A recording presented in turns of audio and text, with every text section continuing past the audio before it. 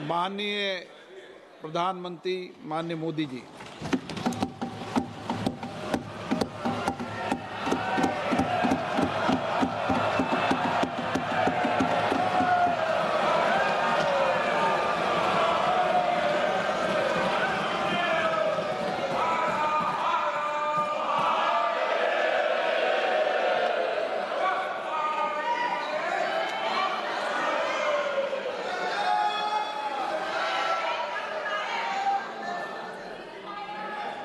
आदरणीय अध्यक्ष जी, इस सत्र के प्रारंभ में ही मैं जब मीडिया के साथियों से बात कर रहा था, तब मैंने सभी माननीय सांसदों को अपील करते हुए एक बात का उल्लेख किया था। मैंने कहा था कि ये सत्र भारत के विजयोत्सव का सत्र है।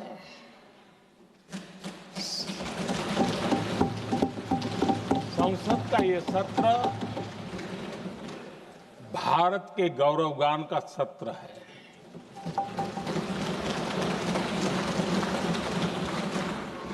आदरणीय अध्यक्ष जी, जब मैं विजयोत्सव की बात कर रहा हूं, तब मैं कहना चाहूंगा कि ये विजयोत्सव आतंकी हेडक्वार्टर्स को मिट्टी में मिलाने का है।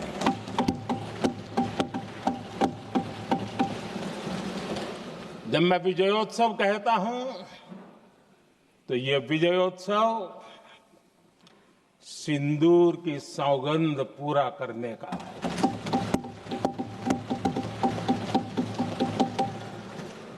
मैं जब ये विजयोत्सव कहता हूं, तो ये भारत की सेना के शौर्य और सामर्थ्य का विजय गाथा कह रहा है। जब मैं विजयोत्सव कह रहा हूं, तो 140 करोड़ भारतीयों की एकता, इच्छा शक्ति, उसके एक अप्रतिम जीत का विजयोत्सव की बात करता हूं। आदरणीय अध्यक्ष जी, मैं इसी विजय भाव से इस सदन में भारत का पक्ष रखने के लिए खड़ा हुआ।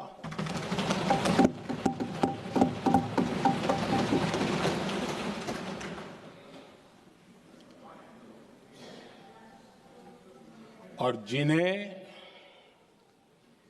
भारत का पक्ष नहीं दिखता है, उन्हें मैं आईना दिखाने के लिए खड़ा हुआ।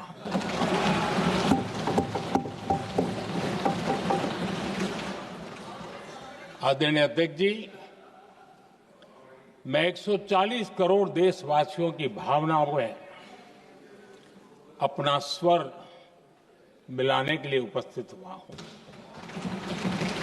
ये 140 करोड़ देशवासियों की भावना के जो गूंज है, जिस सदन में सुनाई दी है, मैं उसे अपना एक स्वर मिलाने खड़ा हुआ।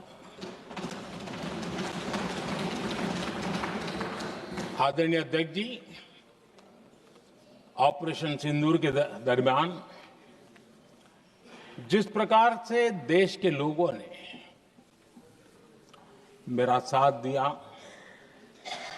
मुझे आशीर्वाद दिए, देश की जनता मुझ पर कर्ज है।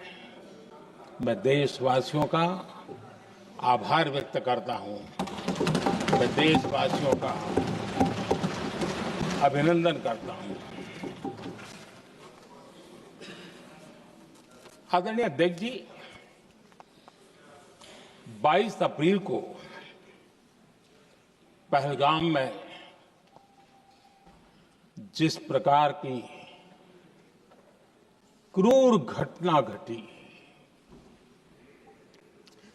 जिस प्रकार आतंकवादियों ने निर्दोष लोगों को उनका धर्म पूछ पूछ करके गोलियां मारी, ये क्रूरता की पराकाष्ठा थी। भारत को हिंसा की आग में झोंकने का ये सुविचारित प्रयास था। भारत में दंगे फैलाने की ये साजिश थी। मैं आज देशवासियों का धन्यवाद करता हूं कि देश ने एकता के साथ उस साजिश को नाकाम कर दिया।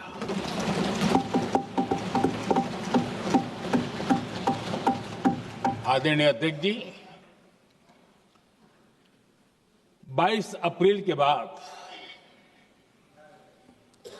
मैंने एक सार्वजनिक रूप से और विश्व को समझ में आए इसलिए कुछ अंग्रेजी में भी वाक्यों का प्रयोग किया था और मैंने कहा था कि हमारा संकल्प है, हम आतंकियों को मिट्टी में मिला देंगे।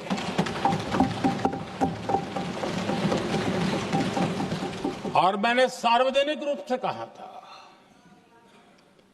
सजा उनके आकाओं को भी होगी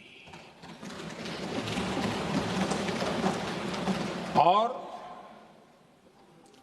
कल्पना से भी बड़ी सजा मिलेगी।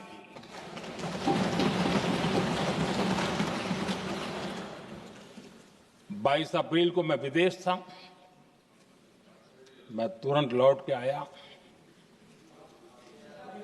और आने के तुरंत बाद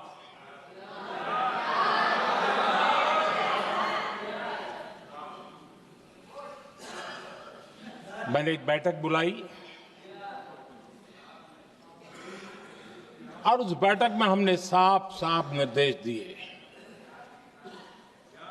कि आतंकवाद को करारा जवाब देना होगा और ये हमारा राष्ट्रीय संकल्प है। आदरणीय अध्यक्ष जी, हमें हमारे सैन्य बलों की क्षमता पर पूरा विश्वास है, पूरा भरोसा है उनकी क्षमता पर, उनके सामर्थ्य पर, उनके साहस पर। सेना को कार्रवाई की खुली छूट दे दी गई और यह भी कहा गया कि सेना तय करें कब, कहां, कैसे, किस प्रकार से। ये सारी बातें उस मीटिंग में साफ साफ कह दी गई और कुछ बातें उसमें से मीडिया में शायद रिपोर्ट भी हुई है।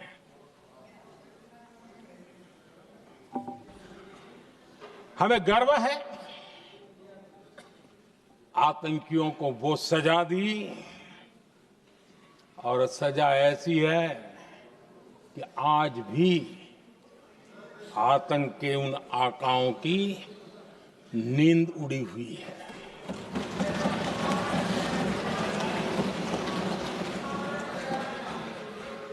आदरणीय अध्यक्ष जी, मैं हमारी सेना की सफलता के उससे जुड़े भारत के उस पक्ष को सदन के माध्यम से देशवासियों के सामने रखना चाहता हूं। पहला पक्ष, पहलगाम हमले के बाद से ही पाकिस्तानी सेना को अंदाजा लग चुका था कि भारत कोई बड़ी कार्रवाई करेगा। उनके तरफ से न्यूक्लियर की धमकियों के भी बयान आना शुरू हो चुके थे। भारत ने 6 मई रात और 7 मई सुबह जैसा तय किया था वैसी कार्रवाई की और पाकिस्तान कुछ नहीं कर पाया। 22 मिनट में 22 अप्रैल का बदला निर्धारित लक्ष्य के साथ हमारी सेना ने ले लिया। दूसरा पक्ष, आदरणीय अध्यक्ष जी, पाकिस्तान के साथ हमारी लड़ाई तो कई बार हुई है, लेकिन ये पहली ऐसी भारत की रणनीति बनी कि जिसमें पहले जहां कभी नहीं गए थे वहां हम पहुंचे। पाकिस्तान के कोने कोने में आतंकी अड्डों को धुआं धुआं कर दिया गया।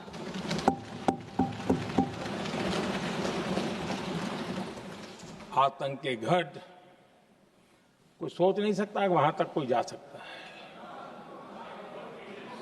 बहावलपुर और मुर्ग के उसको भी जमीन दोस्त कर दिया गया। आदरणीय अध्यक्ष जी, हमारे सेनाओं ने आतंकी अड्डों को तबाह कर दिया। तीसरा पक्ष, पाकिस्तान की न्यूक्लियर धमकी को हमने झूठा साबित कर दिया।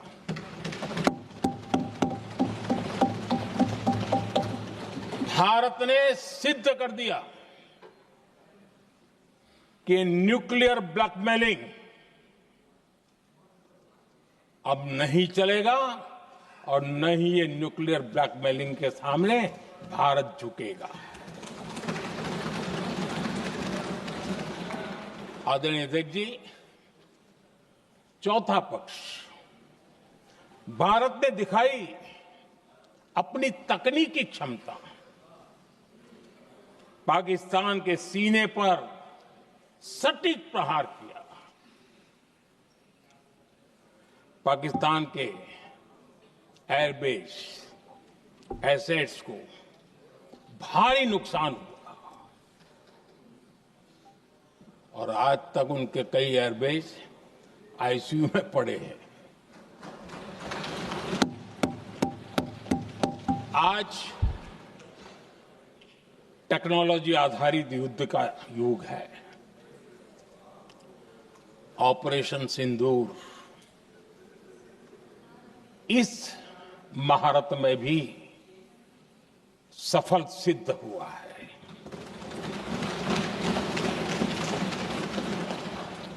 अगर पिछले 10 साल में जो हमने तैयारियां की हैं वो न की होती तो इस तकनीक के युग में हमारा कितना नुकसान हो सकता था, इसका हम अंदाज लगा सकते हैं।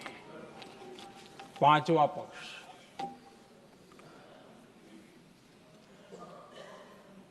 ऑपरेशन सिंदूर के दरमियान पहली बार हुआ जब आत्मनिर्भर भारत की ताकत को दुनिया ने पहचाना। Made in India drone, made in India missile ने पाकिस्तान के हथियारों की पोल खोल करके रख दी।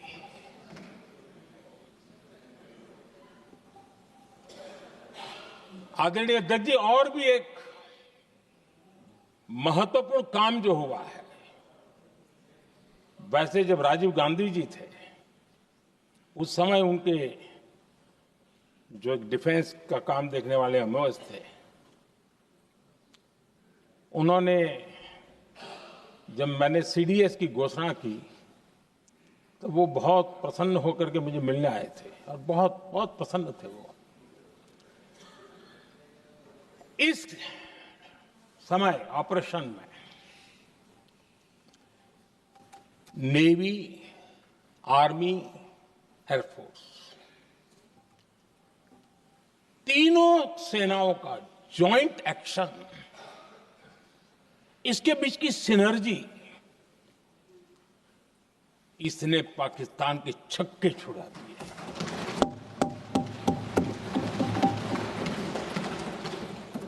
आदरणीय अध्यक्ष जी, आतंक की घटनाएं पहले भी देश में होती थी,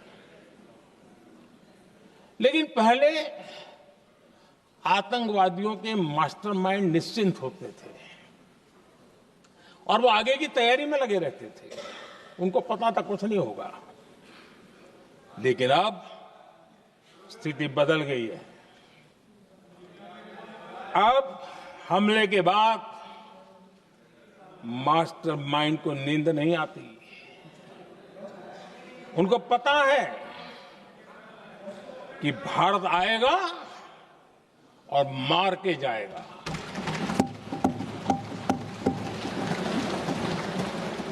ये न्यू नॉर्मल भारत ने सेट कर दिया है।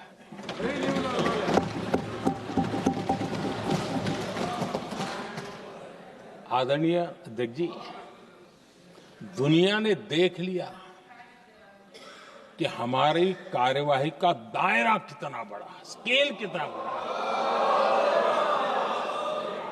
सिंदूर से लेकर के सिंधु तक पाकिस्तान पर कार्रवाई की है। ऑपरेशन सिंदूर ने तय कर दिया कि भारत में आतंकी हमले की, उसके आकाओं को और पाकिस्तान को भारी कीमत चुकानी पड़ेगी।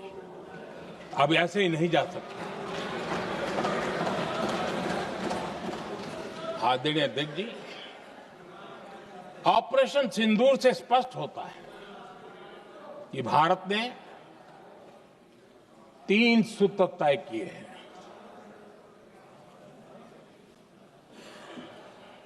अगर भारत पर आतंकी हमला हुआ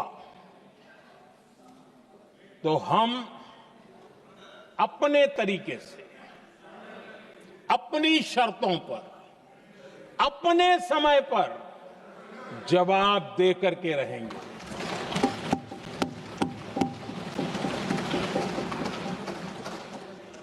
दूसरा,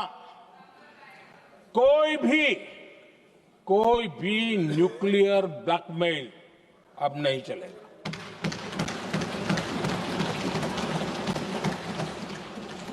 और तीसरा,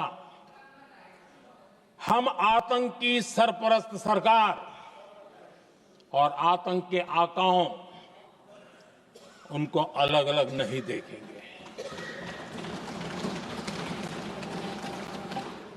आदरणीय अध्यक्ष जी,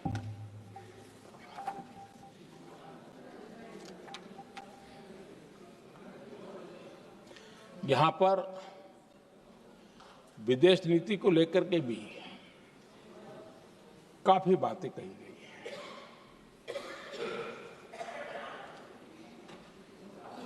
दुनिया के समर्थन को लेकर के भी काफी बातें कही गई हैं। मैं आज सदन में कुछ बातें पूरी स्पष्टता से कह रहा हूं। दुनिया में किसी भी देश ने भारत को अपनी सुरक्षा में कार्रवाई करने से रोका नहीं है।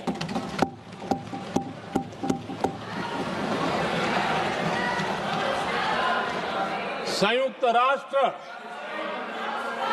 193 कंट्रीज,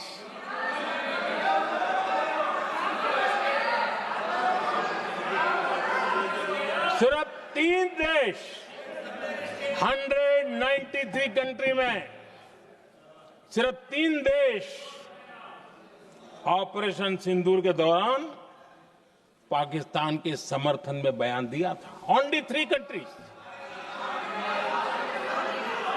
क्वाड हो, ब्रिक्स हो, फ्रांस, रूस, जर्मनी, कोई भी देश का नाम ले लीजिए, तमाम देश दुनिया भर से भारत को समर्थन मिला है।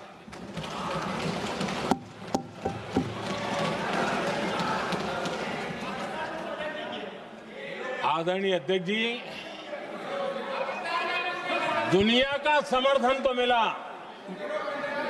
दुनिया के देशों का समर्थन मिला, माननीय लेकिन ये दुर्भाग्य है कि मेरे देश के वीरों के पराक्रम को कांग्रेस का समर्थन नहीं।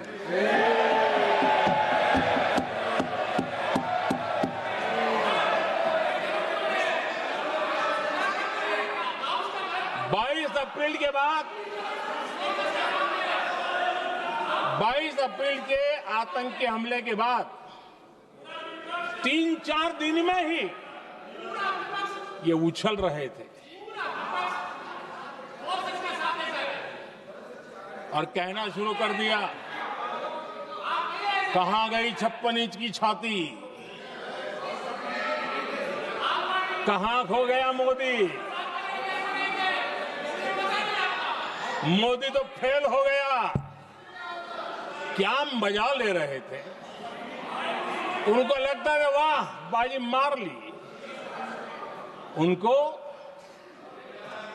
पहलगाम के निर्दोष लोगों की हत्या में भी वो अपनी राजनीति तराशते थे।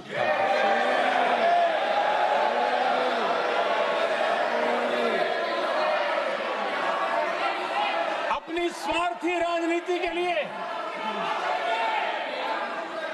मुझ पर निशाना साध रहे थे,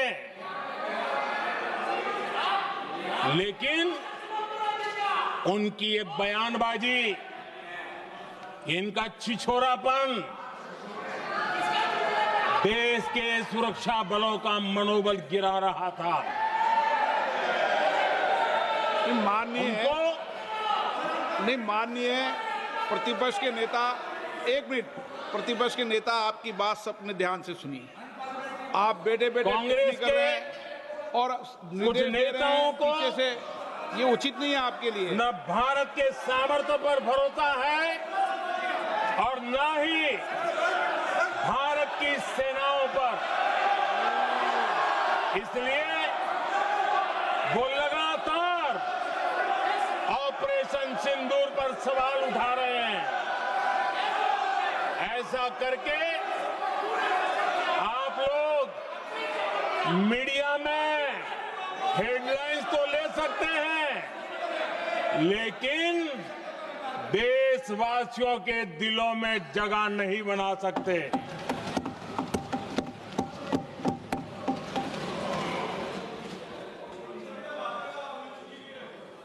आदरणीय सभापति जी, आदरणीय अध्यक्ष जी, 10 मई को भारत ने ऑपरेशन सिंदूर के तहत हो रहे एक्शन को रोकने की घोषणा की। इसको लेकर यहां भांति भांति की बातें कही गई। ये वही प्रोपेगेंडा है जो सीमा पार से फैलाया गया है। कुछ लोग सेना द्वारा दिए गए तथ्यों की जगह पाकिस्तान के झूठ प्रचार को आगे बढ़ाने में जुटे हुए हैं।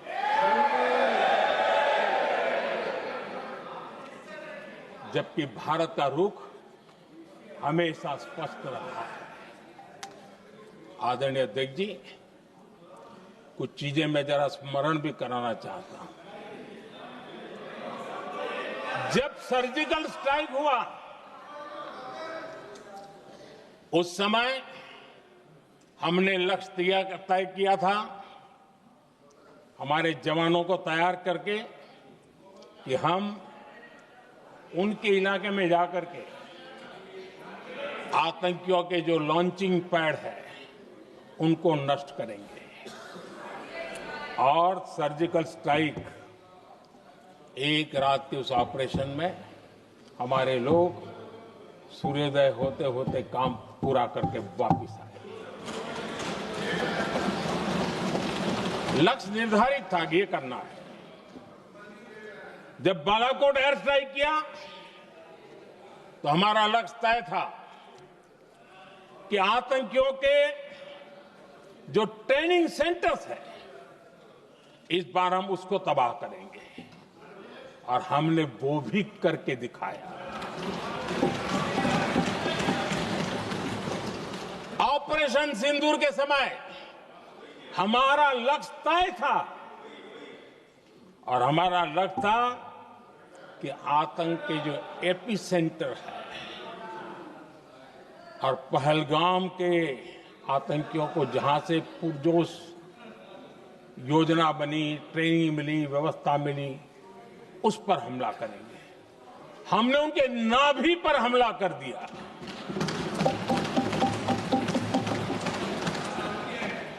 जहां पहलगाम के आतंकियों का रिक्रूटमेंट हुआ, ट्रेनिंग होती थी, फंडिंग होता था, उन्हें टेक्निकल सपोर्ट मिलता था, शस्त्र सरंजाम मिलता था, उस जगह को आइडेंटिफाई किया और हमने सटीक तरीके से ऑपरेशन सिंदूर के तहत आतंकियों की नाभि पे प्रहार कर दिया। और आदरणीय अध्यक्ष जी, इस बार भी हमारी सेना ने 100% लक्ष्यों को हासिल करके देश के सामर्थ्य का परिचय दिया।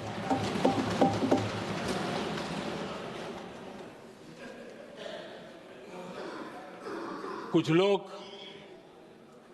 जानबूझ करके कुछ चीजें भूलने में इंटरेस्टेड होते हैं। देश भूलता नहीं है, देश को याद है।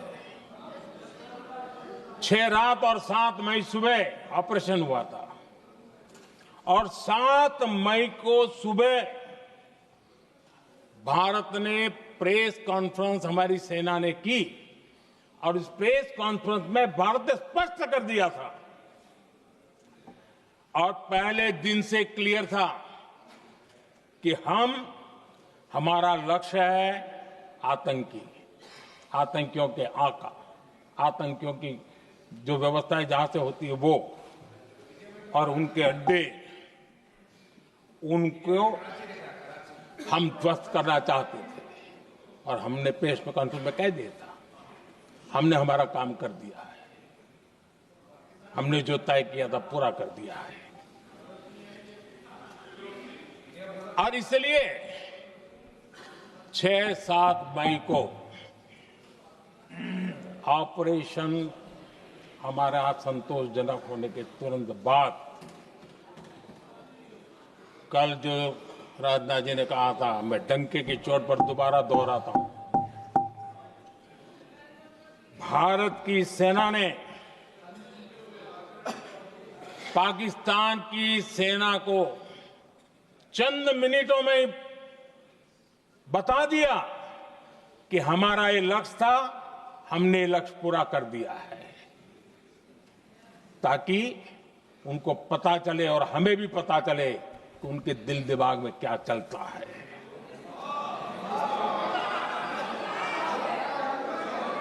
हमने अपना लक्ष्य 100% हासिल कर लिया था,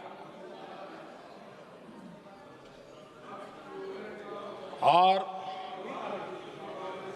पाकिस्तान में समझदारी होती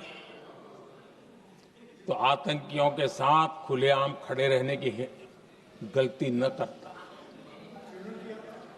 उसने निर्लज्ज होकर के आतंकवादियों के साथ खड़े रहने का फैसला किया। हम पूरी तरह तैयार थे, हम भी मौके की तलाश में थे, लेकिन हमने दुनिया को बताया था कि हमारा लक्ष्य आतंकवाद है, आतंकवादी आका है, आतंकवादी ठिकाने हैं। वो हमने पूरा कर दिया। लेकिन जब पाकिस्तान ने आतंकियों की मदद में आने का फैसला किया और मैदान में उतरने की हरकत की, तो भारत की सेना ने सालों तक याद रह जाए ऐसा करारा जवाब दे करके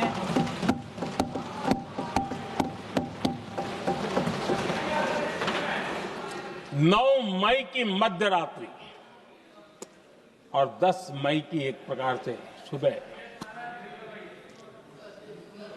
हमारी मिसाइलें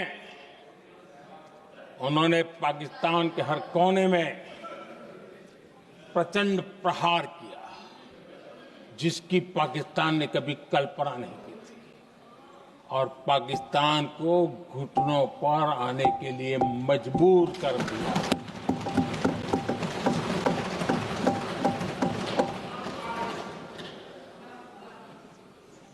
और आपने टीवी में भी देखा है, वहां से क्या बयान आते थे।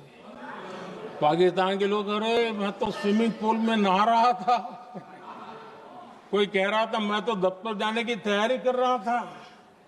हम कुछ सोचे पहले तो भारत ने तो हमला कर दिया। ये पाकिस्तान के लोगों के बयान है और देश ने देखे हैं। स्विमिंग पूल में नहा रहा था।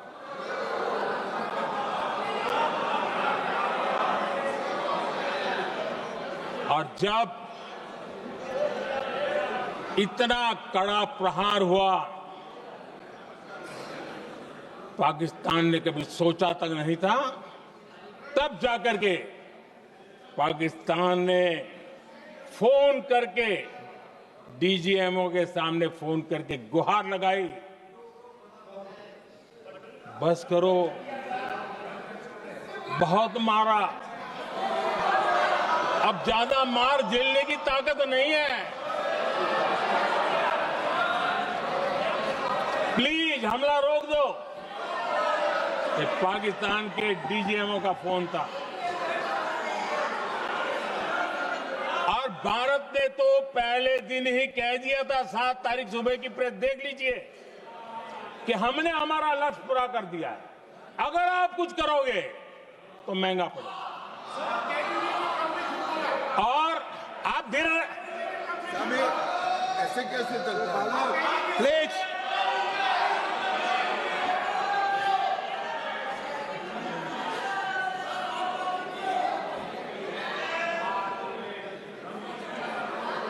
मैं आज दोबारा कह रहा हूं, ये भारत की स्पष्ट नीति थी, सुविचारित नीति थी, सेना के साथ मिलकर के तय की हुई नीति थी, और वे ये थी कि हम आतंक, उनके आका, उनके ठिकाने, ये हमारा लक्ष्य है।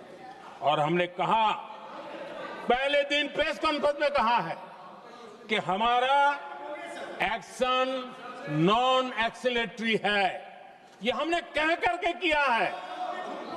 और इसके लिए साथियों हमने हमला रोका। अध्यक्ष जी, दुनिया के किसी भी नेता ने भारत के ऑपरेशन रोकने के लिए नहीं कहा।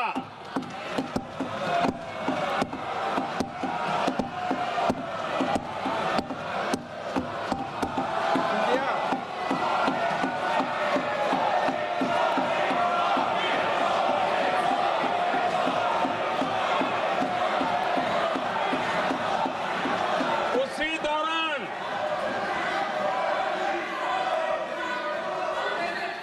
9 तारीख को रात को अमेरिका के उपराष्ट्रपति जी ने मुझसे बात करने का प्रयास किया। वो घंटे भर कोशिश कर रहे थे, लेकिन मेरी सेना के साथ मीटिंग चल रही थी, तो मैंने उनका फोन उठा नहीं पाया। बाद में मैंने उनको कॉल बैक किया। मैंने कहा कि आपका फोन था, 3-4 बार आपका फोन आ गया, क्या है? तो अमेरिका के उपराष्ट्रपति जी ने मुझे फोन पे बताया कि पाकिस्तान बहुत बड़ा हमला करने वाला है, ये उन्होंने मुझे बताया। मेरा जो जवाब था, जिनको समझ नहीं आता है उनको तो नहीं आएगा।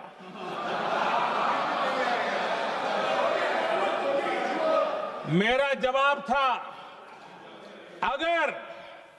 अगर पाकिस्तान का ये इरादा है तो उसे बहुत महंगा पड़ेगा। ये मैंने अमेरिका के उपराष्ट्रपति को कहा।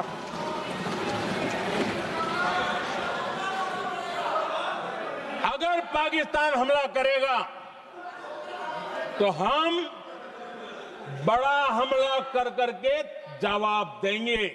ये मेरा जवाब था। और आगे मेरा एक वाक्य था, मैंने कहा था हम गोली का जवाब गोले से देंगे। ये 9 तारीख रात की बात है और 9 रात में और 10 सुबह हमने पाकिस्तान को सैन्य शक्ति को तहस नहस कर दिया था। और यही हमारा जवाब था, यही हमारा जज्बा था। और आज पाकिस्तान भी भली भांति जान गया है कि भारत का हर जवाब पहले से ज्यादा तगड़ा होता है।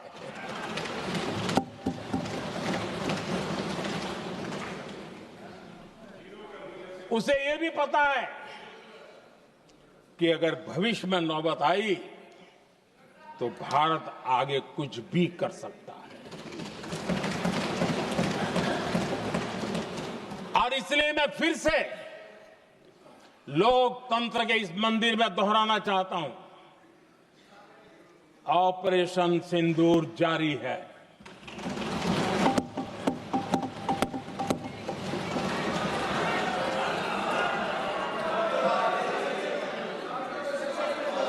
पाकिस्तान ने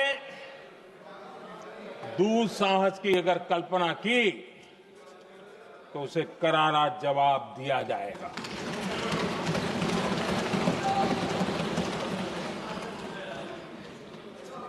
आदरणीय अध्यक्ष जी,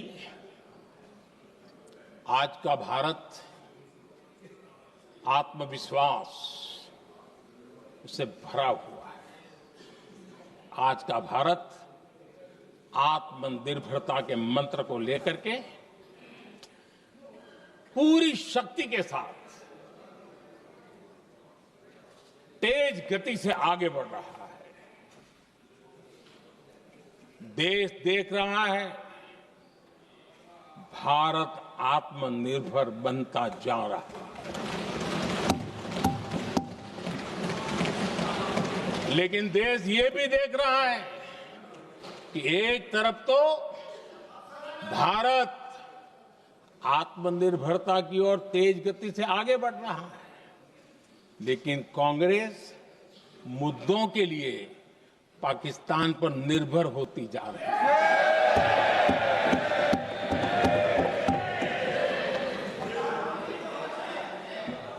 मैं आज पूरा दिन देख रहा था, जो 16 घंटे से जो चर्चा चल रही है, दुर्भाग्य से। प्लीज बैठिए, सब जवाब दे दिया आपका। आप सुनते नहीं, सबका जवाब दे दिया। प्लीज दुर्भाग्य से सुनिए जवाब। कांग्रेस को पाकिस्तान के मुद्दे इंपोर्ट करने पड़ रहे हैं।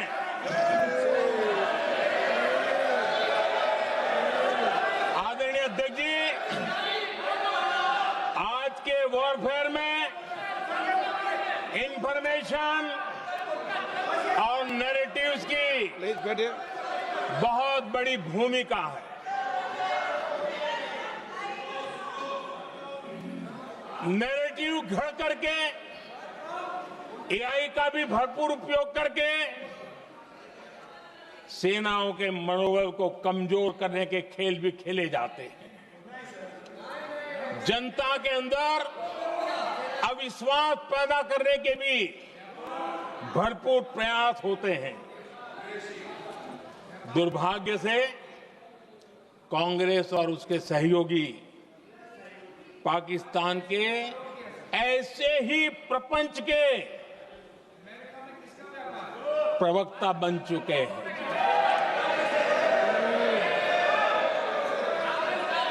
आदरणीय अध्यक्ष जी, देश की सेना ने आदरणीय अध्यक्ष जी, ये तरीका है देश आपका? की सेना ने बैठिए बैठिए। देश की नहीं, सेना ने सुनते नहीं। सर्जिकल स्ट्राइक की। बैठिए।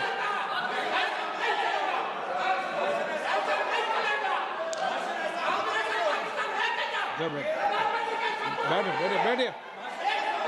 आदरणीय अध्यक्ष जी, देश की सेना ने सफलतापूर्वक सर्जिकल स्ट्राइक की तो तुरंत कांग्रेस वालों ने सेना से सबूत मांगे थे, लेकिन जब उन्होंने देश का मूड देखा, देश का मिजाज देखा, तो सुर उनके बदलने लगे और बदल करके क्या कहने लगे? कांग्रेस के लोगों ने कहा, ये सर्जिकल स्ट्राइक क्या बड़ी बात है, ये तो हमने भी की थी। एक ने कहा 3 सर्जिकल स्ट्राइक की थी, दूसरे ने कहा 6 सर्जिकल स्ट्राइक की थी, तीसरे ने कहा 15 सर्जिकल स्ट्राइक की थी। जितना बड़ा नेता उतना बड़ा आंकड़ा चल रहा था।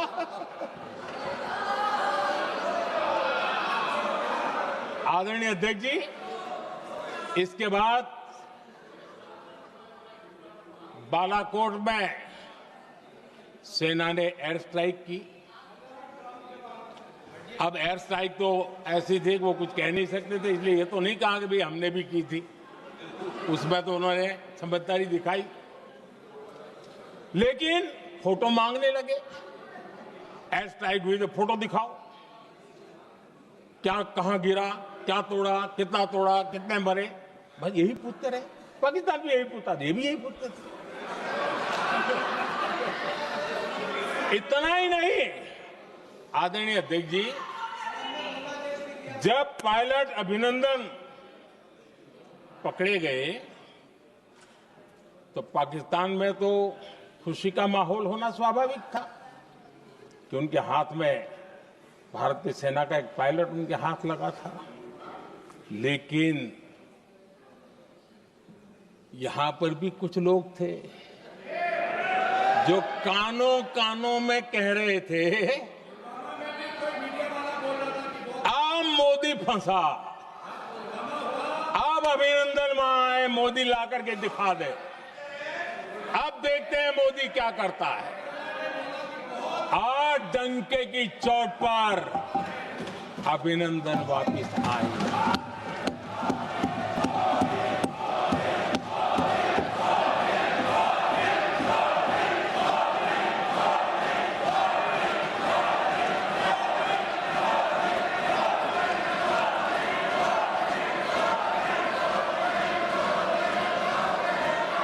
अभिनंदन को ले आए तो इनकी बोलती बंद हो गई। इनको लगा यार ये नसीब वाला आदमी है, हमारा हथियार हाथ से निकल गया। आदरणीय अध्यक्ष जी, पहलगाम हमले के बाद हमारा बीएसएफ का एक जवान पाकिस्तान के कब्जे में गया तो फिर इनको लगा वाह बड़ा मुद्दा हाथ में आ गया है, अब मोदी फंस जाएगा। अब तो मोदी की फजीयत जरूर होगी और उनकी इकोसिस्टम ने सोशल मीडिया में बहुत सारी कथाएं वायरल की कि ये बीएसएफ के जवान का क्या होगा, उसके परिवार का क्या होगा। ये वापस आएगा, कब आएगा, कैसे आएगा, न जाने क्या क्या चला दिया। आदरणीय अध्यक्ष जी, बीएसएफ का वो जवान भी आन बान शान के साथ वापस आए।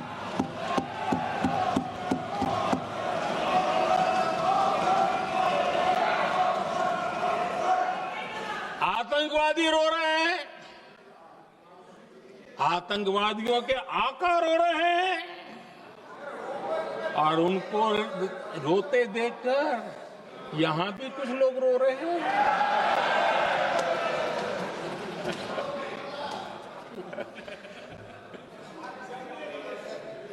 अब देखिए, सर्जिकल स्ट्राइक में सर्जिकल स्ट्राइक चल रही थी, उसके बाद उन्होंने एक खेल खेलने की कोशिश की, बात जमी नहीं। एयर स्ट्राइक हुई तो दूसरा खेल खेलने की कोशिश की, वो भी जमी नहीं। जब ये ऑपरेशन सिंदूर हुआ तो उन्होंने नया पैंतरा शुरू किया, और क्या शुरू किया? रोक क्यों दिया? पहले तो मानने को तैयार नहीं थे कि मुक्त करते, अब कहते रोक क्यों दिया? वाह रे बयान बहादुरों,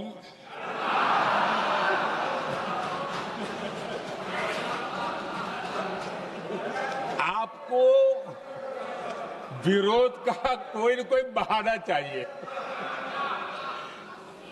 और इसलिए सिर्फ मैं नहीं, पूरा देश आप पर हंस रहा है।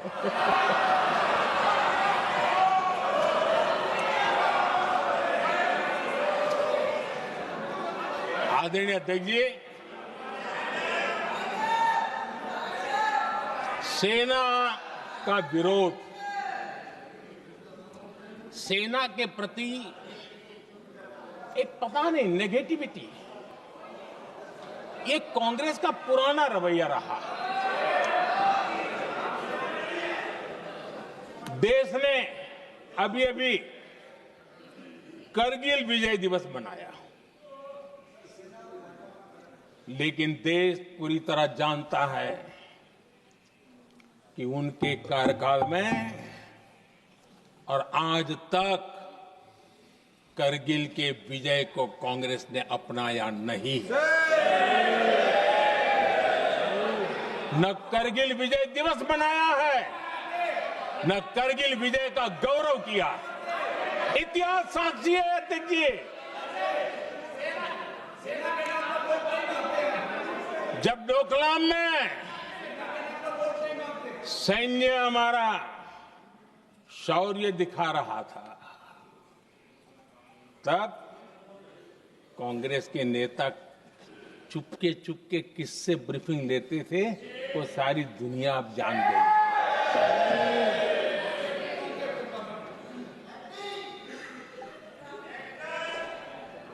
आप निकाल दीजिए पाकिस्तान के सारे बयान, और यहां हमारा विरोध करने वाले लोगों के बयान फुल स्टॉप कॉमा के साथ एक है।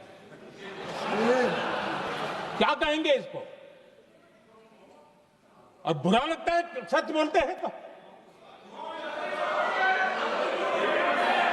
पाकिस्तान के साथ सुर में सुर मिला दिया जाता है।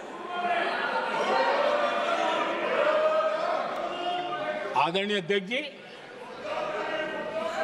देश हैरान है, कांग्रेस ने पाकिस्तान को क्लीन चिट दे दी है।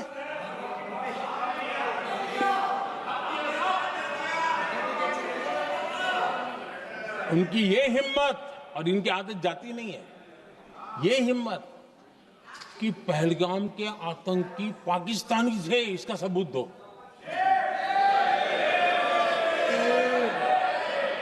क्या कह रहे हो तुम लोग? ये कौन सा तरीका है? और यही मांग पाकिस्तान कर रहा है जो कांग्रेस कर रही है। और आदरणीय अध्यक्ष जी, आज जब सबूतों की कोई कमी नहीं है, सब कुछ आंखों के सामने दिखता है, तब ये हालत है। अगर ये सबूत ना होते तो क्या करते ये लोग, आप बताइए। आदरणीय अध्यक्ष जी,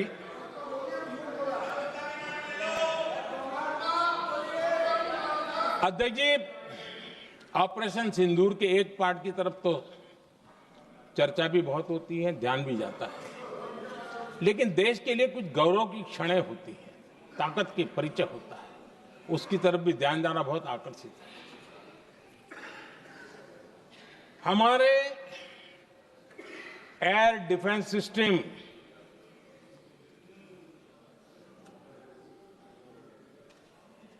दुनिया में इसकी चर्चा है। हमारे एयर डिफेंस सिस्टम ने पाकिस्तान की मिसाइल और ड्रोन्स उसको तिनके की तरफ बिखेर दिया था।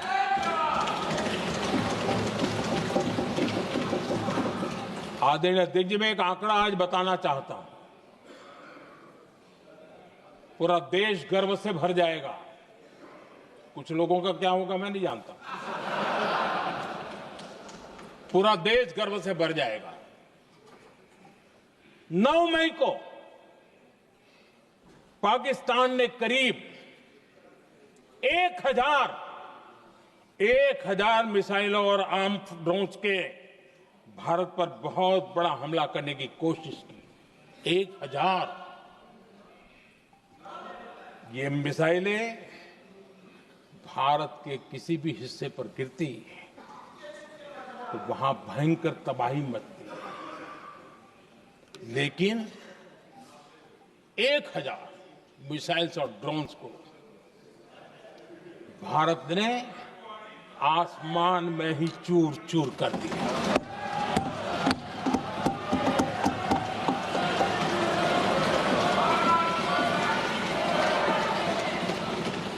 हर देशवासी को इससे गर्व हो रहा, लेकिन जैसे कांग्रेस के लोग इंतजार कर रहे थे, कुछ तो गड़बड़ होगी यार, मोदी मरेगा, कहीं तो फंसेगा।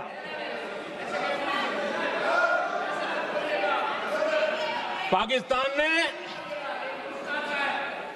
आदमपुर एयरबेस पर हमले का झूठ फैलाया, उस झूठ को बेचने की भरपूर कोशिश की, पूरी ताकत दी लगा दी। मैं अगले ही दिन आदमपुर पहुंचा और खुद जाकर के उनके झूठ को मैंने बेनकाब कर दिया। तब जाकर के उनको अकल ठिकाने लगी कि अब ये झूठ चलने वाला नहीं है। आदरणीय अध्यक्ष जी,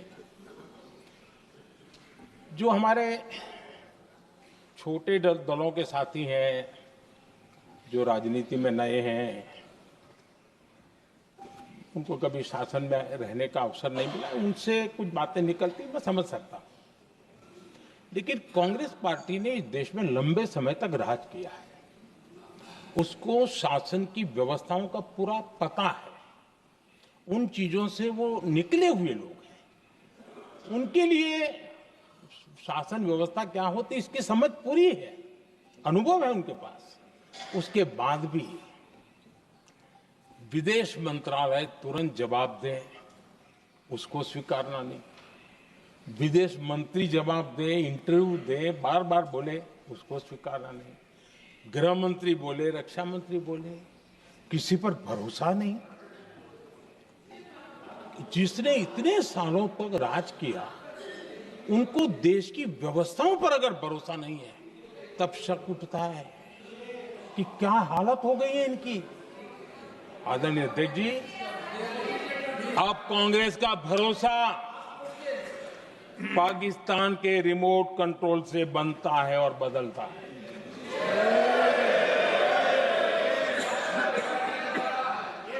आदरणीय अध्यक्ष जी, एक बिल्कुल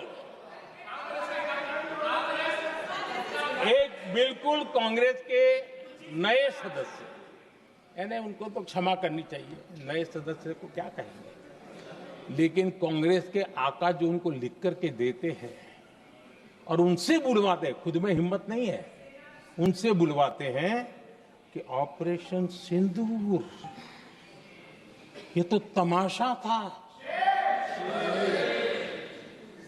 ये आतंकवादियों ने जिन 26 लोगों को मौत के घाट उतारा था ना, उस भयंकर क्रूर घटना पर ये तेजाब छिड़कने वाला पाप है।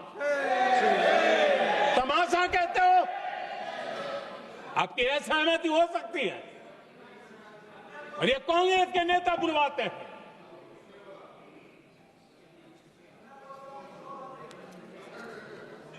आदरणीय अध्यक्ष जी, पहलगाम के हमलावरों को कल हमारे सुरक्षा बलों ने ऑपरेशन महादेव करके अपने अंजाम तक पहुंचाया।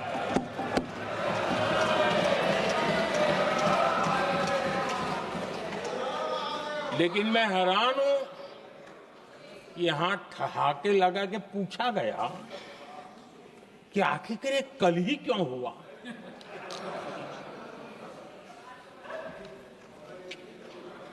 अब ये क्या हो गया है जी, मुझे समझ नहीं आ रहा है। क्या ये ऑपरेशन के लिए कोई सावन महीने का सोमवार ढूंढा गया था क्या? क्या हो गया है इन लोगों को? हताशा, निराशा इस हद तक।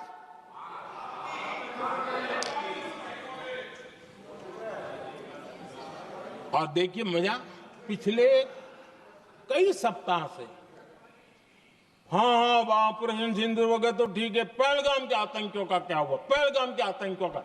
अब हुआ तो कल क्यों हुआ?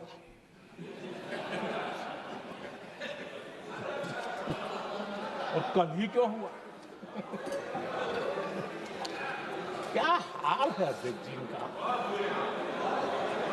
आदरणीय अध्यक्ष जी,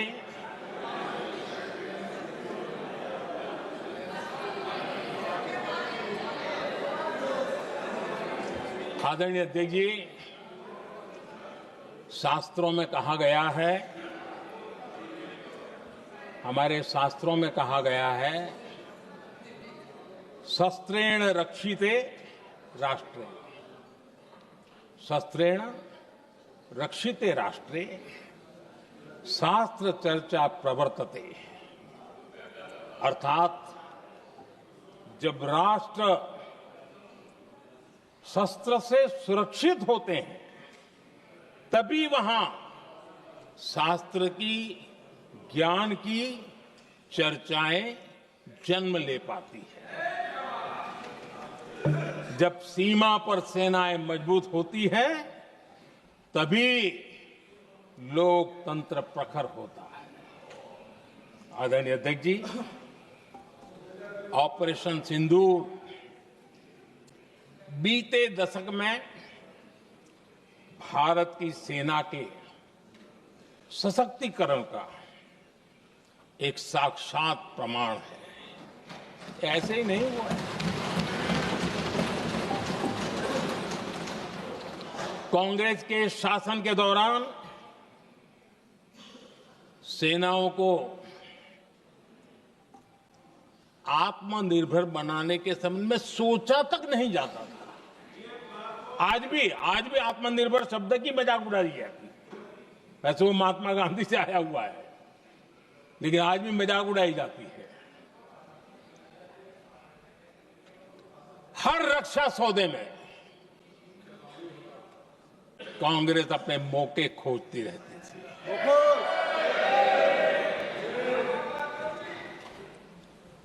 छोटे छोटे हथियारों को लिए विदेशों पर निर्भरता, ये इनका कार्यकाल रहा है। Bullet proof jacket, night vision camera तक नहीं होते थे, और लंबा लिस्ट है। जीप से शुरू होता है, बफो, हेलीकॉप्टर, हर चीज के साथ घोटाला जुड़ा हुआ है। आदरणीय अध्यक्ष जी, हमारी सेनाओं को आधुनिक हथियारों के लिए दशकों तक इंतजार करना पड़ा। आजादी के पहले, और इतिहास गवाह, एक जमाना था जब डिफेंस मैन्युफैक्चरिंग में भारत का आवाज सुनाई देती थी। जिस समय तलवारों से लड़ा जाता था ना, तब भी तलवारें भारत की श्रेष्ठ मानी जाती थी। हम डिफेंस के इक्विपमेंट में आगे थे। लेकिन आजादी के बाद जो एक मजबूत डिफेंस इक्विपमेंट मैन्युफैक्चरिंग का हमारा दायरा था, जो हमारा पूरा इकोसिस्टम था, उसको सोच समझ करके तबाह कर दिया गया, उसको दुर्बल किया गया।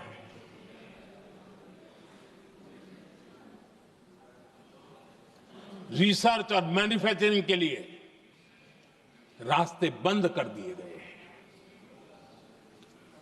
अगर इसी नीति पर हम चलते तो भारत इस 21वीं सदी में ऑपरेशन सिंदूर के संबंध में सोच भी नहीं सकता। यह हालत करके रखा हुआ था उन्होंने।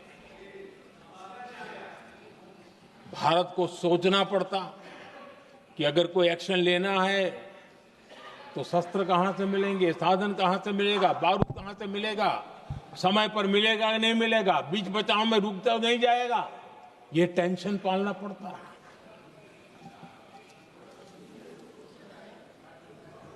आदरणीय अध्यक्ष जी, बीते एक दशक में मेक इन इंडिया हथियार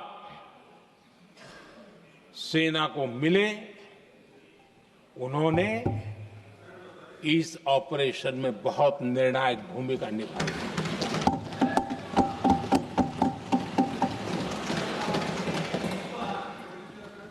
आदरणीय अध्यक्ष जी, एक दशक पहले भारत के लोगों ने संकल्प लिया, हमारा देश सशक्त, आत्मनिर्भर और आधुनिक राष्ट्र बने। रक्षा, सुरक्षा, हर क्षेत्र में बदलाव के लिए एक के बाद एक ठोस कदम उठाए गए, सीरीज ऑफ रिफॉर्म्स किए गए और देश में सेना में जो रिफॉर्म्स हुए हैं, जो आजादी के बाद पहली बार हुए। चीफ ऑफ डिफेंस स्टाफ की नियुक्ति, ये विचार कोई नया नहीं था, दुनिया में प्रयोग भी चलते हैं, भारत में निर्णय नहीं होते थे। हमने, ये बहुत बड़ा रिफॉर्म था, हमने किया और बहुत ही, मैं हमारी तीनों सेनाओं का अभिनंदन करता हूं कि इस व्यवस्था को उन्होंने दिल से सहयोग किया है, दिल से स्वीकार किया है।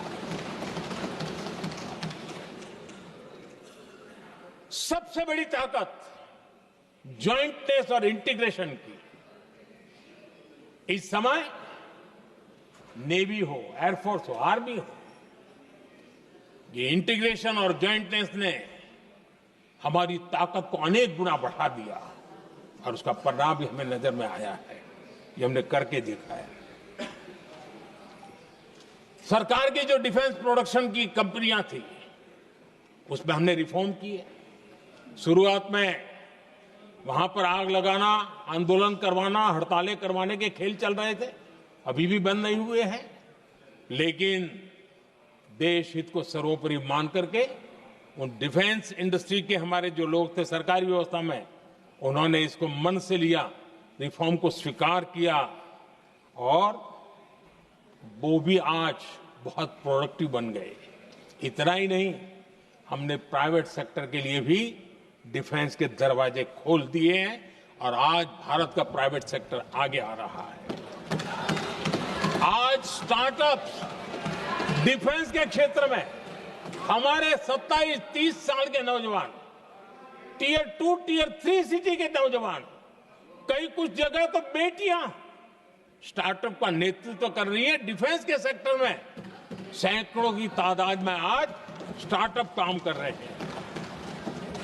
ड्रोन्स, एक प्रकार से मैं कह सकता हूं, ड्रोन्स की जितनी भी एक्टिविटी हमारे देश में हो रही है, शायद एवरेज 30-35 की उम्र होगी जो लोग कर रहे हैं, सारे लोग, और सैकड़ों की तादाद में कर रहे हैं।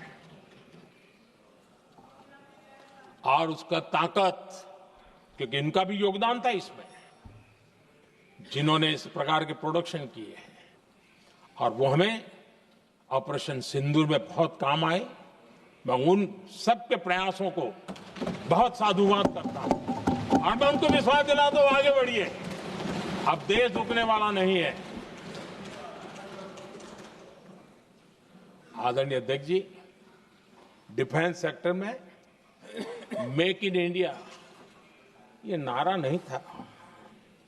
हमने इसके लिए बजट पॉलिसी में जो परिवर्तन करना था, जो नए इनिशिएटिव ले रहे थे, वो नए इनिशिएटिव लिए। और सबसे बड़ी बात, क्लियर कट विजन के साथ हमने देश में make in India defence sector के अंदर तेज गति से हम आगे बढ़ रहे हैं। आदरणीय अध्यक्ष जी, एक दशक में डिफेंस का बजट लगभग पहले से 3 गुना हुआ है। डिफेंस प्रोडक्शन में करीब करीब 250% वृद्धि हुई है, 250% वृद्धि हुई है। 11 वर्षों में डिफेंस एक्सपोर्ट 30 गुना से भी ज्यादा बढ़ा है, 30 गुना से ज्यादा।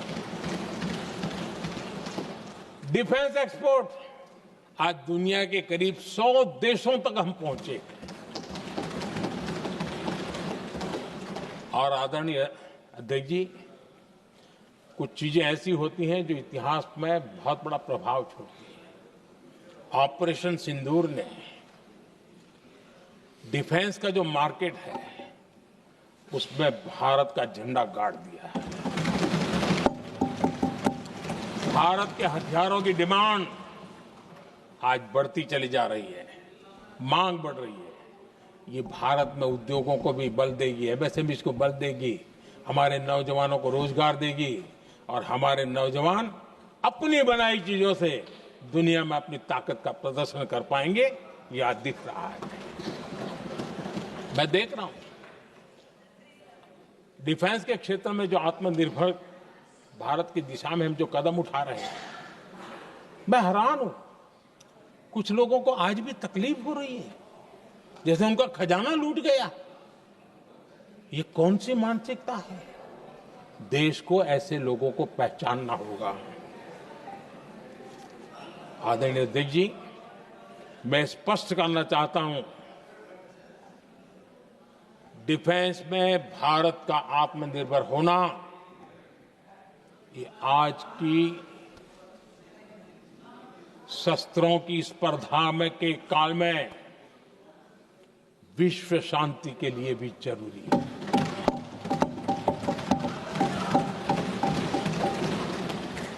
मैं पहले भी कह चुका हूं, भारत युद्ध का नहीं, बुद्ध का देश है।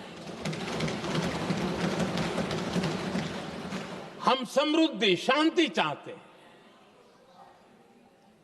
लेकिन हम ये कभी न भूले कि समृद्धि का और शांति का रास्ता शक्ति से ही गुजरता है।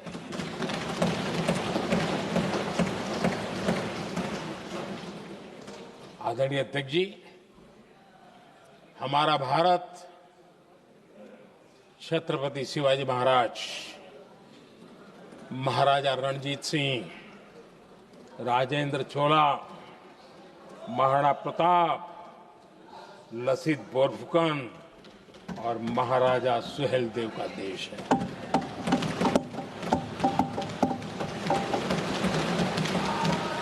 आदरणीय अध्यक्ष जी, हम विकास और शांति के लिए सामरिक सामर्थ्य पर भी फोकस करते हैं।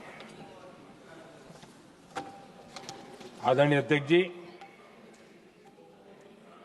कांग्रेस के पास नेशनल सिक्योरिटी का विजन न पहले था और आज तो सवाल ही नहीं उठता है।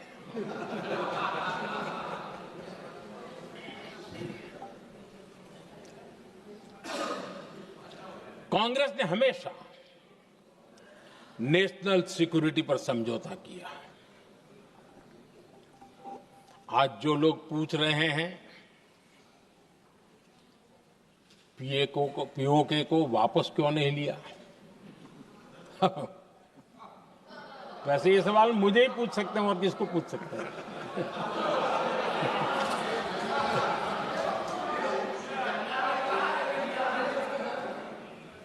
लेकिन इसके पहले जवाब देना होगा पूछने वालों को। किसकी सरकार ने पीओके पर पाकिस्तान को कब्जा करने का अवसर दिया था? जवाब साफ है, जवाब साफ है। जब भी मैं नेहरू जी की चर्चा करता हूं तो कांग्रेस और उसका पूरा इकोसिस्टम बिलबिला जाता है। पता नहीं क्या है। आदरणीय अध्यक्ष जी, हम एक शेर सुना करते थे, मुझे ज्यादा इसका ज्ञान तो नहीं है लेकिन सुनते थे। लम्हों ने खता की और सदियों ने सजा पाई। आजादी के बाद से ही जो फैसले लिए गए उनकी सजा आज तक देश भुगत रहा है।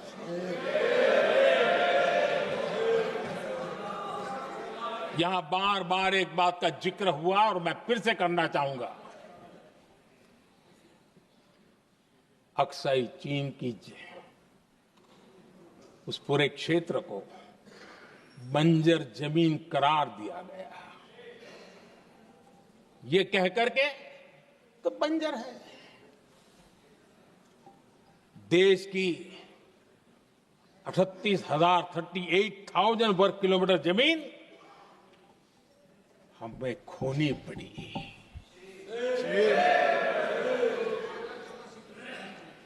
आदरणीय अध्यक्ष जी, मैं जानता हूं मेरी कुछ बातें चुभने वाली है। 1962 और 1963 के बीच कांग्रेस के नेता जम्मू कश्मीर के पूंछ, उरी, नीलम वैली और किशनगंगा को छोड़ देने का प्रस्ताव रख रहे थे। भारत की भूमि, आदरणीय अध्यक्ष जी, और वो भी लाइन ऑफ पीस के नाम पर किया जा रहा था। 1966 रण ऑफ कच्छ पर इन्हीं लोगों ने मध्यस्थता स्वीकार की। ये था उनका राष्ट्रीय सुरक्षा का विजन। एक बार फिर उन्होंने भारत का करीब 800 वर्ग किलोमीटर क्षेत्र पाकिस्तान को सौंप दिया, जिसमें छड़बेट भी शामिल है, कि कहीं उसको छड़ाबेट भी कहते हैं। 1965 की जंग में हाजीपीर पास को हमारी सेना ने वापस जीत लिया था, लेकिन कांग्रेस ने उसे फिर लौटा दिया। 1971 पाकिस्तान के 93,000 फौजी हमारे पास बंदी थे। पाकिस्तान का हजारों वर्ग किलोमीटर एरिया हमारी सेना ने कब्जा किया था। हम बहुत कुछ कर सकते थे, विजय की स्थिति में थे। उस दौरान अगर थोड़ी सा विजन होता, थोड़ी सी समझ होती, तो पीओके वापस लेने का निर्णय हो सकता। वो मौका था,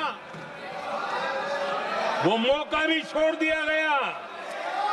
अरे इतना ही नहीं, इतना सारा जब सामने टेबल पर था, अरे कम से कम करतारपुर साहब को तो ले सकते थे, वो ही नहीं कर पाया।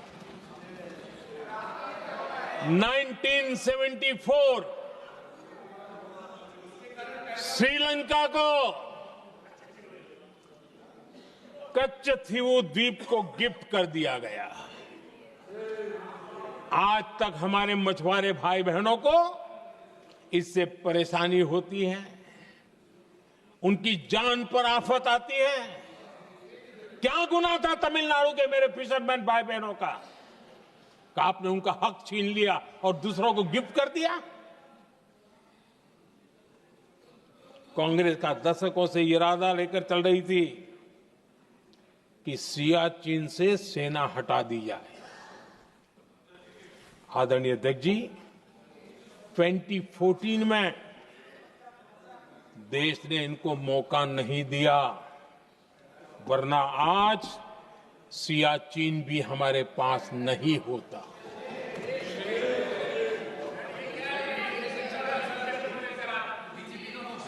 आदरणीय अध्यक्ष जी, आजकल कांग्रेस के जो लोग हमें डिप्लोमेसी का पाठ पढ़ा रहे हैं, मैं उन्हें उनकी डिप्लोमेसी याद दिलाना चाहता हूं ताकि उनको भी कुछ याद रहे, पता चले। 26/11 जैसे भयंकर हमले के बाद बहुत बड़ा आतंकी हमला था। कांग्रेस का पाकिस्तान से प्रेम नहीं रुका। इतनी बड़ी घटना 26/11 की हुई थी। विदेशी दबाव में हमले के कुछ हफ्तों के भीतर ही कांग्रेस सरकार ने पाकिस्तान से बातचीत शुरू कर दी। आदरणीय अध्यक्ष जी, कांग्रेस सरकार ने 26/11 की इतनी बड़ी घटना के बाद भी एक भी डिप्लोमेट को भारत से बाहर निकालने की हिम्मत नहीं की। छोड़ो इधर, एक वीजा तक कैंसिल नहीं किया, एक वीजा तक कैंसिल नहीं कर पाए थे। देश पर पाकिस्तानी स्पॉन्सर बड़े बड़े हमले होते गए, लेकिन यूपीए सरकार ने पाकिस्तान को मोस्ट फेवर्ड नेशन का दर्जा देकर रखा था। वो कभी वापस नहीं लिया था। एक तरफ देश मुंबई के हमले का ये न्याय मांग रहा था, दूसरी तरफ कांग्रेस पाकिस्तान के साथ व्यापार करने में लगी थी।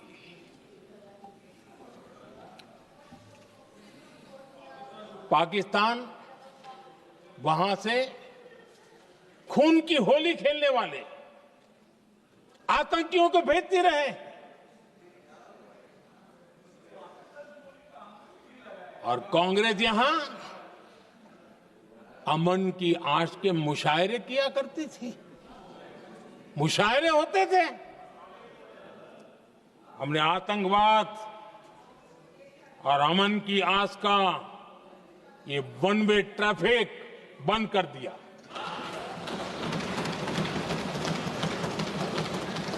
हमने पाकिस्तान का MFN का दर्जा रद्द किया, वीजा बंद किया। हमने अटारी वाघा बॉर्डर को बंद कर दिया। आदरणीय अध्यक्ष जी,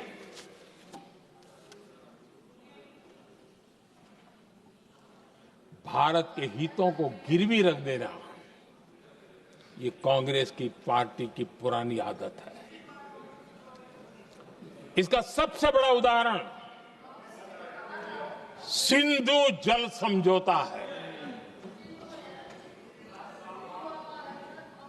सिंधु जल समझौता किसने किया? नेहरू जी ने किया। और मामला किससे जुड़ा था? भारत से निकलने वाली नदियां, हमारे यहां से निकली हुई नदियां। उसका वो पानी था। और वो नदियां हजारों साल से भारत की सांस्कृतिक विरासत रही है, भारत की चैतन्य शक्ति रही है। भारत को सुजलाम सुफलाम बनाने में उन नदियों का बहुत बड़ा योगदान रहा है। सिंधु नदी जो सदियों से भारत की पहचान हुआ करती थी, उसी से भारत जाना जाता था। लेकिन नेहरू जी और कांग्रेस ने सिंधु और झेलम जैसी नदियों पर विवाद के लिए पंचायत किसको दी? वर्ल्ड बैंक को दी। वर्ल्ड बैंक फैसला करे क्या कर रहा है, नदी हमारी, पानी हमारा।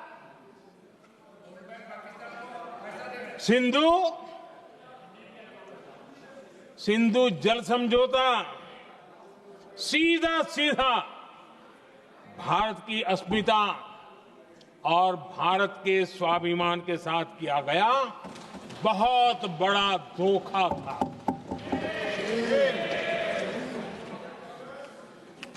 आदरणीय अध्यक्ष जी, आज के देश के युवा ये बात सुनते होंगे तो उनको भी आश्चर्य होगा कि ऐसे लोग थे हमारे देश का काम करते थे। नेहरू जी ने इस ट्रीटी करी और क्या किया? ये जो पानी था, जो नदियां थी, जो भारत से निकल रही थी, उन्होंने 80% पानी पाकिस्तान को देने के लिए वो राजी हो गए। और इतना बड़ा हिंदुस्तान, उसको सिर्फ 20% पानी। कोई मुझे समझाए भाई ये कौन सी बुद्धिमानी थी, कौन सा देश हित था, कौन सी डिप्लोमेसी थी? क्या हालत करके बना के रखा था आप लोगों ने? इतनी बड़ी आबादी वाला हमारा देश, हमारे यहां से निकलती हुई ये नदियां, और सिर्फ 20% पानी, और 80% पानी उन्होंने उसको दिया जो देश खुलेआम भारत को अपना दुश्मन करार कर देता रहता है, दुश्मन कहता रहा। और ये पानी पर किसका हक था?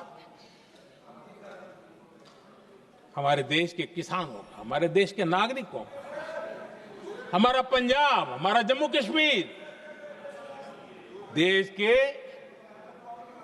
एक बहुत बड़े हिस्से को इन्होंने पानी के संकट में धकेल दिया, इस एक कारण से।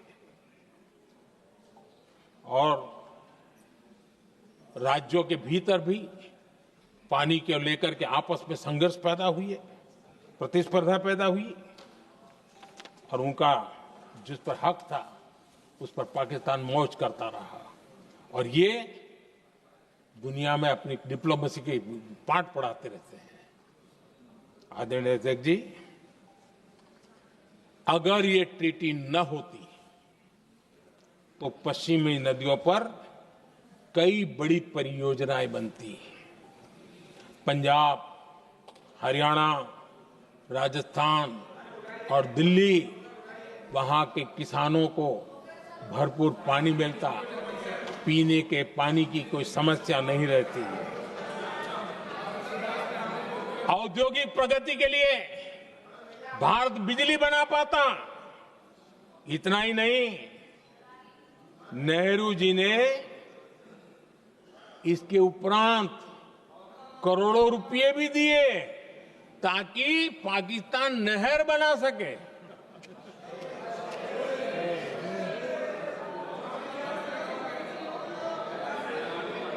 आदरणीय अध्यक्ष जी, इससे भी बड़ी बात, देश चौंक जाएगा। ये चीजें छिपाई गई है, दबा दी गई है। कहीं भी बांध बनता है तो उसमें एक मैकेनिज्म होता है उसकी सफाई का, डीसिल्टिंग का। उसमें जो मिट्टी भर जाती है, बाकी घास वगैरह आकर के भर जाता है, तो उसकी कैपेसिटी कम होती है, तो उसकी सफाई के लिए यानी इनबिल्ट व्यवस्था होती है। नेहरू जी ने पाकिस्तान के कहने पर यह शर्त स्वीकार की है कि इन बांध में जो मिट्टी आएगी, कूड़ा कचरा आएगा और बांध भर जाएगा, इसकी सफाई नहीं कर सकते, डिसिल्टिंग नहीं कर सकते हैं। बांध हमारे यहां, पानी हमारा, लेकिन निर्णय पाकिस्तान का कि आप डिसिल्टिंग नहीं कर सकते। इतना ही नहीं, जब इस बार मैं डिटेल में गया तो एक बांध तो ऐसा है कि जहां ये डिसिल्टिंग के लिए जो गेट होता है ना, उसको वेल्डिंग कर दिया गया है ताकि कोई गलती से भी खोल करके वो मिट्टी को निकाल ना दे। पाकिस्तान ने नेहरू जी से लिखवा लिया था कि भारत बिना पाकिस्तान की मर्जी अपने बांधों में जमा होने वाली मिट्टी साफ नहीं करेगा, डिसिल्टिंग नहीं करेगा। ये समझौता देश के खिलाफ था और बाद में नेहरू जी को भी ये गलती माननी पड़ी। इस समझौते में निरंजन दास गुलाटी करके एक सज्जन उसमें जुड़े हुए थे।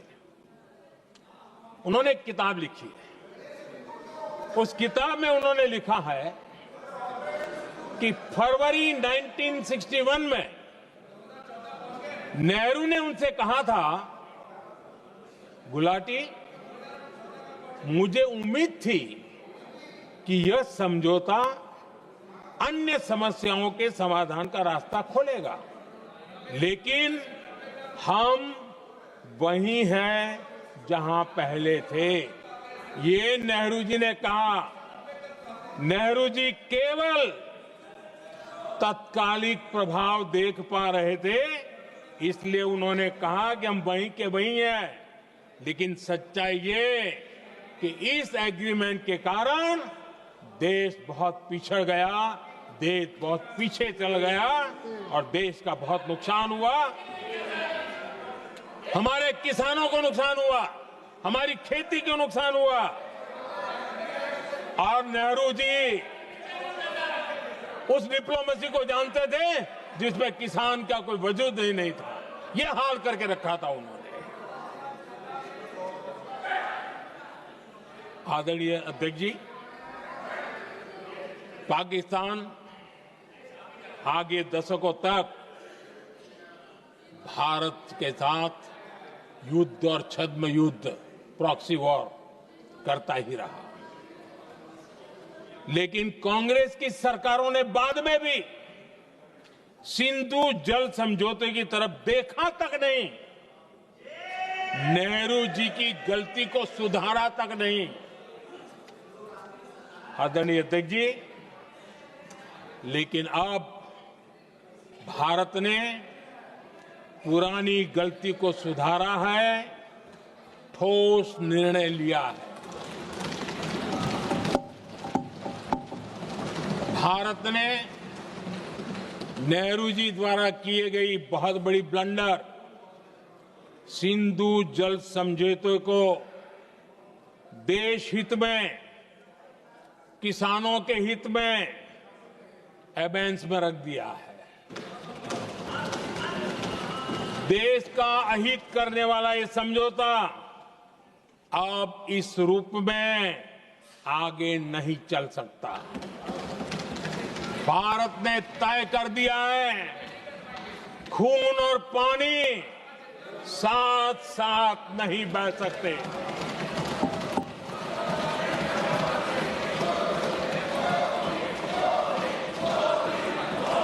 माननीय सदस्य, आप बहुत देर हो गई, आप उपनेता हैं, ये तरीका आप बैठे बैठे टोकते हैं, प्लीज, ये शोभा नहीं देता आपके लिए।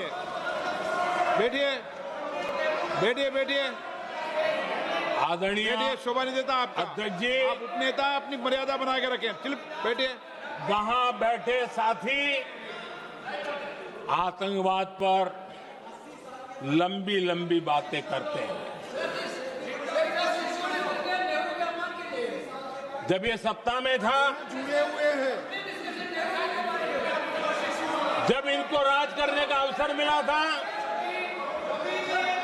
तब देश का हाल क्या है, क्या रहा था, वो आज भी देश भूला नहीं है। 2014 से पहले देश में असुरक्षा का जो माहौल था, अगर वो आज याद भी करे ना, तो लोग सिहर जाते हैं। आदरणीय अध्यक्ष जी, हम सबको याद है, जो नई पीढ़ी के बच्चे हैं उनको पता नहीं है, हम सबको पता है।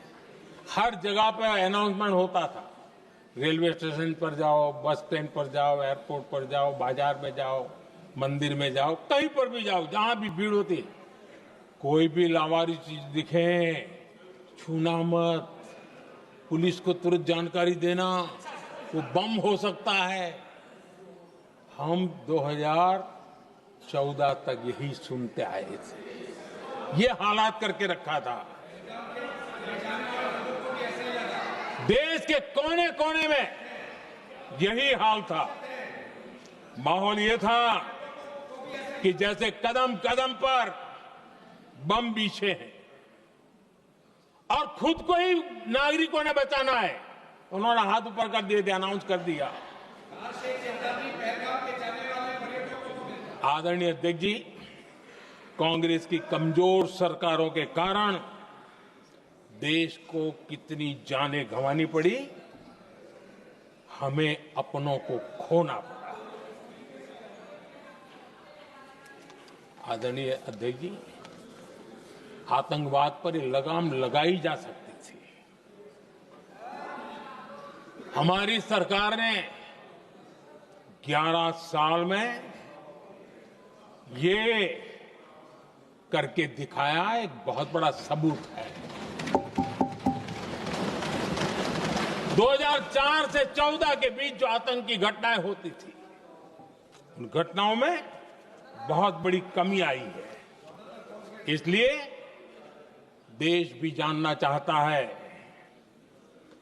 अगर हमारी सरकार आतंकवाद पर नकेल कस सकती है, तो कांग्रेस सरकारों की ऐसी कौन सी मजबूरी थी कि आतंकवाद को फलने फूलने दिया।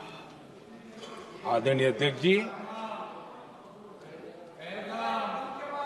कांग्रेस के राज में आतंकवाद अगर फला फूला है, उसका एक बड़ा कारण इनकी तुष्टीकरण की राजनीति है, वोट बैंक की राजनीति है। जब दिल्ली में बाटला हाउस एनकाउंटर हुआ, कांग्रेस के एक बड़ी नेता के आंख में आंसू थे, आतंकवादी मारे गए इसके कारण। और वोट पाने के लिए इस बात को हिंदुस्तान के कोने कोने में पहुंचाया गया। आदरणीय अध्यक्ष जी, 2001 में देश की संसद पर हमला हुआ था। तब कांग्रेस के एक बड़े नेता ने अफजल गुरु को बेनिफिट ऑफ डाउट देने की बात कही थी। आदरणीय अध्यक्ष जी, मुंबई में 26/11 का इतना बड़ा आतंकी हमला हुआ, एक पाकिस्तानी आतंकी जिंदा पकड़ा गया। पाकिस्तान की मीडिया ने, दुनिया ने यह स्वीकार किया कि ये पाकिस्तानी है, लेकिन यहां कांग्रेस पार्टी इतना बड़ा पाकिस्तान का पाप, इतना बड़ा पाकिस्तानी आतंकी हमला, और ये क्या खेल खेल रहे थे? वोट बैंक की राजनीति के लिए क्या कर रहे थे? कांग्रेस पार्टी इसको भगवा आतंक सिद्ध करने में जुटी हुई है।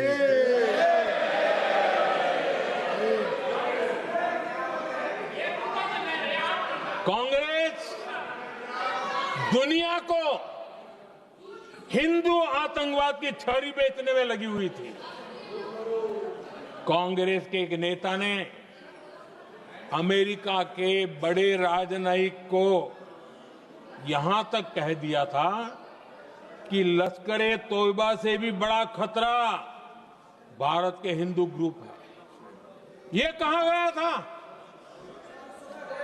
तुष्टीकरण के लिए कांग्रेस ने जम्मू कश्मीर में भारत का संविधान, बाबा साहब आंबेडकर का संविधान, उसे जम्मू कश्मीर में पैर नहीं रखने दिए। इन्होंने घुसने नहीं दिया, उसे बाहर रखा। तुष्टीकरण और वोट बैंक की राजनीति के लिए कांग्रेस हमेशा देश की सुरक्षा को बलि चढ़ाती रही। आदरणीय अध्यक्ष जी, तुष्टीकरण के लिए ही कांग्रेस ने आतंकवाद से जुड़े कानूनों को कमजोर किया। गृहमंत्री जी ने आज विस्तार से सदन में कहा है, इसलिए मैं इसको रिपीट करना नहीं चाहता। आदरणीय अध्यक्ष जी, मैंने इस सत्र की शुरुआत में आग्रह किया था। मैंने कहा था कि दल हित में हमारे मत मिले न मिले, दल हित में हमारे मत मिले न मिले, देश हित में हमारे मन जरूर मिलने चाहिए। पहलगाम की विभीषिका ने हमें गहरे घाव दिए हैं। उसने देश को झकझोर दिया है। इसके जवाब में हमने ऑपरेशन सिंदूर किया तो सेनाओं के पराक्रम ने, हमारे आत्मनिर्भर अभियान ने देश में एक सिंदूर स्पिरिट पैदा किया है।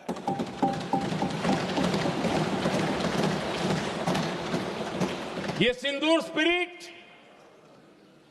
हमने तब भी देखी जब दुनिया भर में हमारे प्रतिनिधि मंडल भारत की बात बताने गए। मैं उन सभी साथियों को बहुत बहुत बधाई देता हूं। आपने बहुत ही प्रभावी ढंग से भारत की बात डंके की चोट पर दुनिया के सामने रखी। लेकिन मुझे दुख इस बात का है, हैरानी भी है, जो खुद को कांग्रेस के बड़े नेता समझते हैं, उनके पेट में दर्द हो रहा है कि भारत का पक्ष दुनिया के सामने क्यों रखा गया है। शायद कुछ नेताओं को सदन में बोलने पर भी पाबंदी लगा दी गई। आदरणीय अध्यक्ष जी, इस मानसिकता से बाहर निकलने की जरूरत है। कुछ पंक्तियां मेरे मन में आती हैं, मैं अपने भाव व्यक्त करना चाहता हूं। आदरणीय अध्यक्ष जी,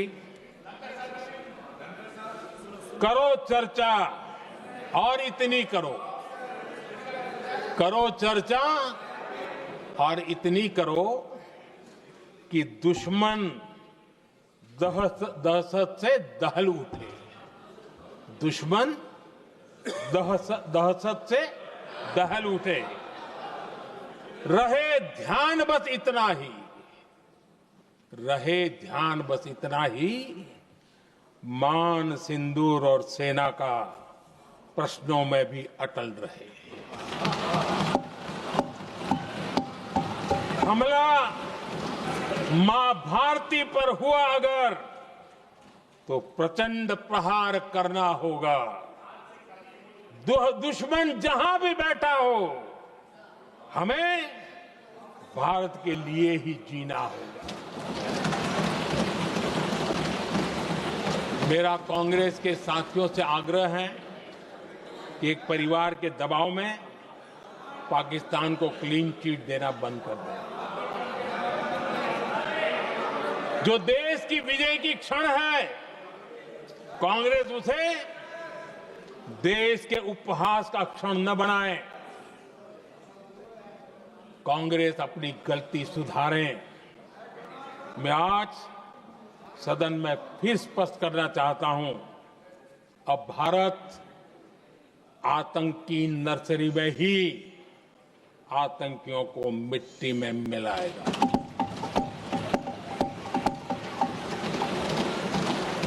हम पाकिस्तान को भारत के भविष्य से खेलने नहीं देंगे और इसलिए ऑपरेशन सिंदूर खत्म नहीं हुआ है, ऑपरेशन सिंदूर जारी है। और ये पाकिस्तान के लिए भी नोटिस है। वो जब तक भारत के खिलाफ आतंक का रास्ता रोकेगा नहीं, तब तक भारत एक्शन लेता रहेगा। भारत का भविष्य सुरक्षित और समृद्ध होगा, यही हमारा संकल्प है। इसी भाव के साथ मैं फिर से सभी सदस्यों को सार्थक चर्चा के लिए धन्यवाद देता हूं। और आदरणीय अध्यक्ष जी, मैंने भारत का पक्ष रखा है, भारत के लोगों की भावनाओं को व्यक्त किया है। मैं सदन का फिर से आभार व्यक्त करता हूं। बहुत बहुत धन्यवाद।